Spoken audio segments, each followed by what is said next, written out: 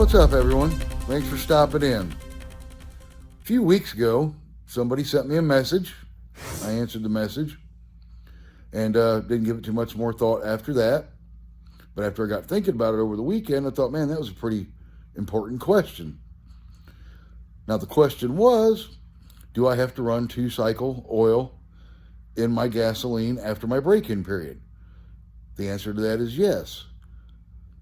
Now, somebody didn't give them all the information. I hope they didn't have any problems, and that was a pre-question and not a question after the fact, that they didn't run 2-cycle oil in their gas for their third tank full and to damage their engine. I hope that's not the case. I didn't want to make this video a talking point on someone's troubles or demise with their bike. That's not what this is about. I thought that is a damn important question for those who have never owned a 2-stroke anything in their life. That's why I put the oil charts and the oil mixture videos out, because I didn't want anybody, and I had hoped that somebody would stumble upon it before they'd cause damage to themselves or their bike. Well, I guess you won't cause damage to yourself, but financially, but it will cause damage to the engine of your bike. So anyway, you always have to mix 2-cycle oil with your gas if you have a 2-cycle bike like the one that's behind me. At the very minimal, you don't have to use Lucas brand. This is just what I use. So I happen to have the bottle. One bottle, which is the small one, per gallon of gas, which gives it a 50-to-1 ratio. Some people like to mix it a little thicker, but in the very minimal, at least put one of these per gallon of gas if you're brand new to keep your bicycle alive. Now, like I said, you don't have to use Lucas brand. I mean, if you go to your store and all they have is that brand is 100% okay.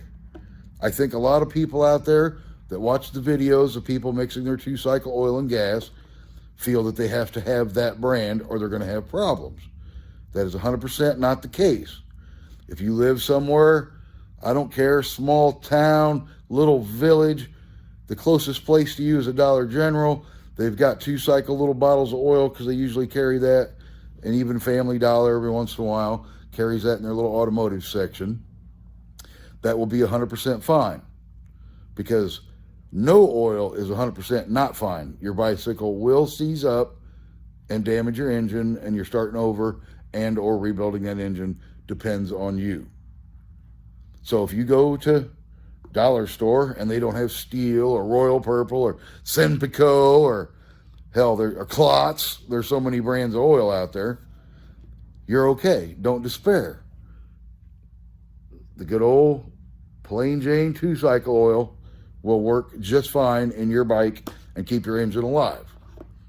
But the main point of this video is that you have to always mix 2-cycle gas or 2-cycle oil with your gas every time for your 2-cycle bike.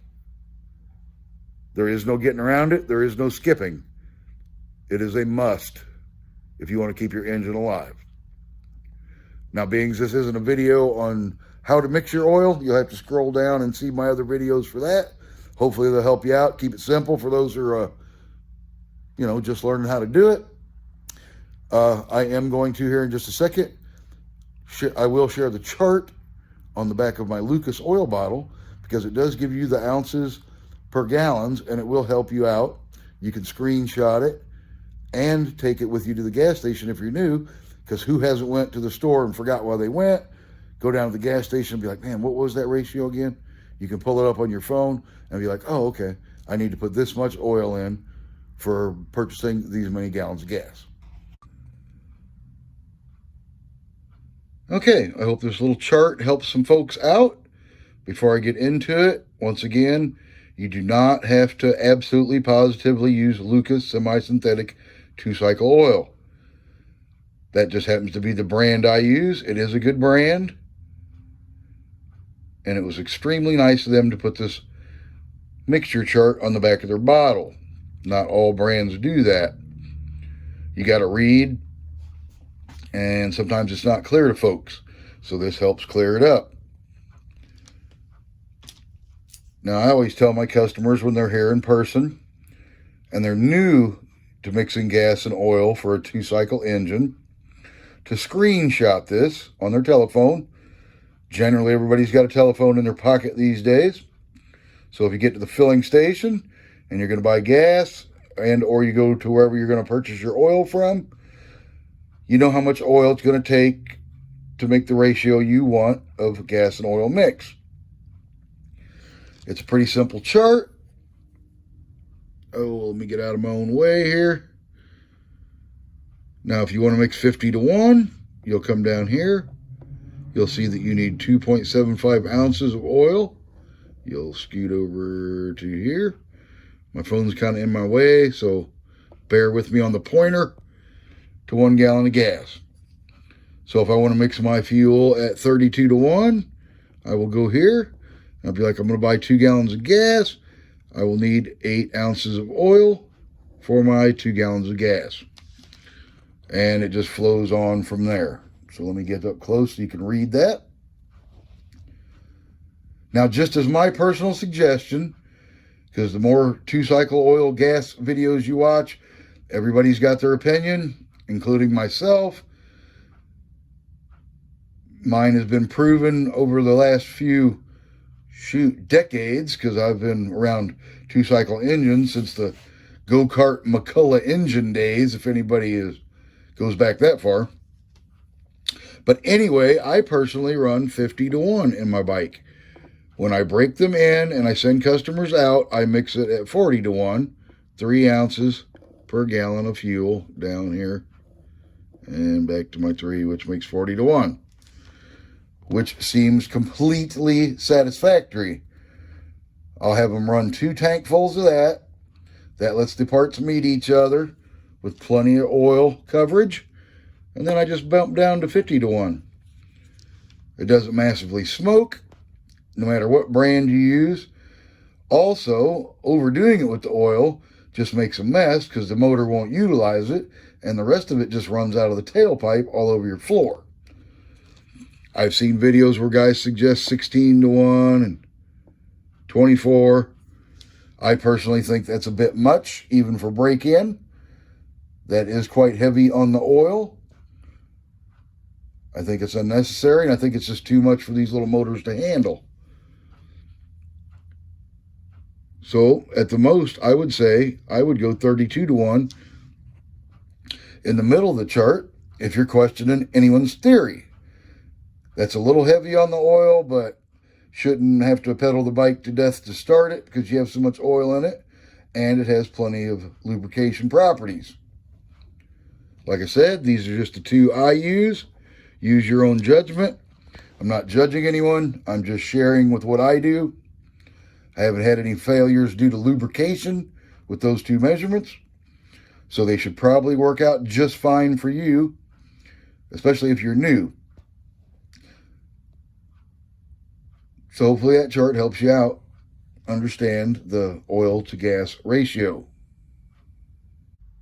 Okay, so the 2 main points we're taking away from this video is, 1, you must always, always, always put 2-cycle oil in your gas if you have a 2-stroke motor or 2-cycle engine.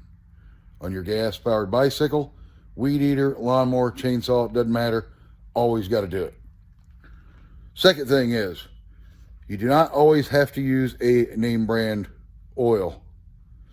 If you do not have access, the parts store by you or the hardware store or the automotive store around you does not carry Lucas or Royal Purple or any of those high name brands, Klotz even. They are good oils, not insulting them, but I just don't want you to think that using a different brand or even an off brand, because that's all you could get at your dollar store or Dollar General without having to order it on the internet, is your case. As long as you stick to the chart and mix it properly, your bicycle should have absolutely no problems because of the oil brand. Okay, well, I hope this video reached someone before they made the catastrophic mistake of disappointing themselves. Nothing worse than getting that bad fella all put together, got everything all lined up. You go out there and have problems. That's just disappointing. I don't want that for anybody. We've all been there, and as polite as I can say it, that just sucks when that happens. Okay. Well, stay tuned for the next video. We're going to check out some cylinder piston activity and build a couple more bikes.